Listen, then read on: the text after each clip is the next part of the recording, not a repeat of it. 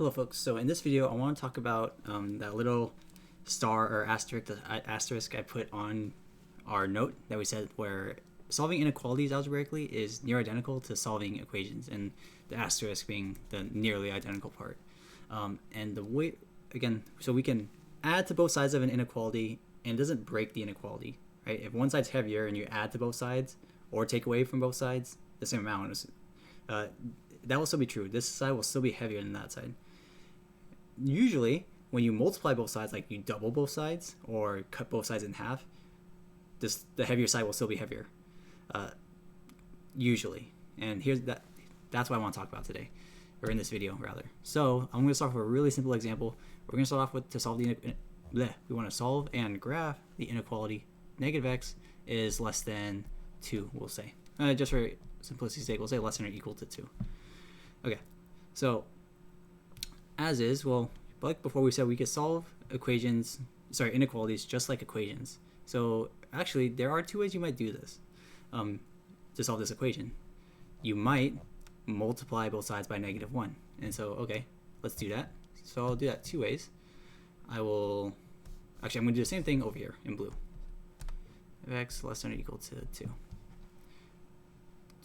Okay, so in purple, I'm going to say, okay, I'll take the left side, I'll multiply it by -1 and -1, and the right side by -1. And we've done that with equations before, right? Okay, so you would have then, okay, this would say positive x now, less than or equal to -2. If I did it in blue though, another approach one could do is to add x to both sides. And this would be totally fine. So on the left side you have 0, less than or equal to 2 plus x. Okay, and I want to get x by itself, so I'll subtract 2 now. So I'll subtract 2. And we'll end up with -2 is less than or equal to x. Now, I could actually just take this whole thing and reverse it to make it easier to look at if we wanted to. And so this is exactly the same as saying this, x greater than or equal to -2. Okay, so we have a slight problem here because if I treat both of them like an equation, then I should be able to do either of these 2 things, but I get different answers, completely different answers, actually. So let's check this out. If I was to graph the purple one, and actually we'll put them at the same number line, right here. So we have 0 would be right here, and I'll have -2 over here. The purple one, if I was to use that method, well, let's see, that'd be or equal to 2, and everything less than that, -2.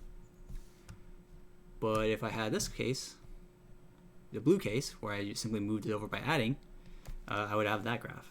And so the question is, which one's correct? They can't both be correct because they're very clearly different. Well, let's take a closer look at this, right? So let's take a look at just some concrete numbers here.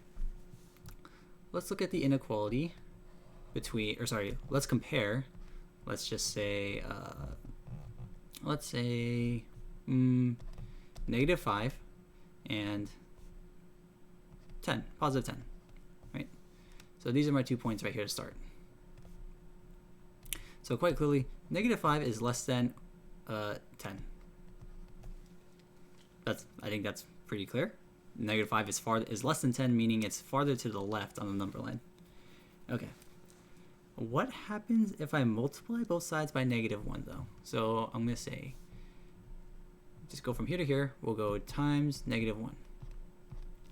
Maybe I should drop this in right here. I'll put this off to the side actually. Okay, so if I do that, well, we have some interesting things going on.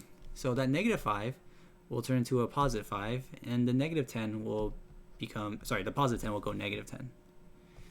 If we are comparing these numbers now, I think we can see clearly that -10 is actually smaller than 5, or 5 is bigger than -10. So what happened? Well, graphically we can see this is what happened.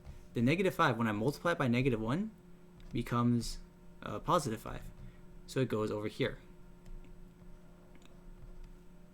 It gets mirrored over that point it gets mirrored across the middle of the number line, which is at x equals 0.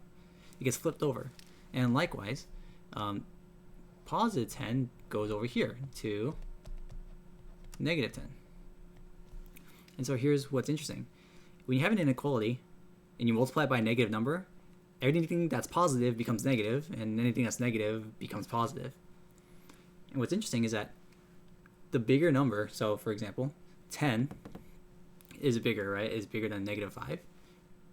Because it's farther away from 0, it's going to go all the way. It's going to go farther on the other side of 0. And likewise, negative 5 is going to go not as far to the other side. But it's still going to be positive. And so what I'm getting at here is that when multiplying, let's write that down here. When multiplying an inequality, and by inequality, I mean both sides, by a negative number, we need to flip it. We need to flip the direction of it. Flip the direction of the inequality. That would have saved us here. So in the previous example, if I wanted to do this, yes, I'm multiplying by a negative 1 here, but in order to take care of that, I would need to actually do this, x greater than or equal to negative 2, and that's how we get to the same answer here. Okay. Now again, you could not even remember this, and if you go about it by solving it this way, then it takes care of that because it moves x to the other side, which is the same as, in essence, the same thing as flipping the direction of it. But let's just do one more example to solidify this. And so the example that we'll make up is, let's say 3 minus x is less than 12, I guess. And so we can see here, I can plug in, I will simply subtract 3 from both sides. We'll get negative x is less than positive 9, and we'll divide both sides by negative 1. But again, because it's negative, we need to pay attention to our signage, and we'll end up with x greater than 9, negative 9, excuse me. So pay attention there. Okay. If I was to graph this, again, this would mean that our solutions are right here, negative 9 and everything bigger than it. And we could check as well. So we could always check. So for example, if this is correct, then if I plug in, say, 0 is over here somewhere, so that makes my life easier. I'll test 0. I'll plug in x equals 0. And also we'll check over here negative 10, because that should be a not solution. So if I plug in x equals 0, 3 minus 0, is that less than 12? Oh, for sure it is, right? Because 3 is less than 12, indeed. But if I check, say, x equals negative 10, then we'll see, okay, 3 minus negative 10, don't forget parentheses here, is that less than 12? Well, clearly we can see no, because we'll end up with 3 plus 10, which is 13. And that is for sure not less than 12. Right.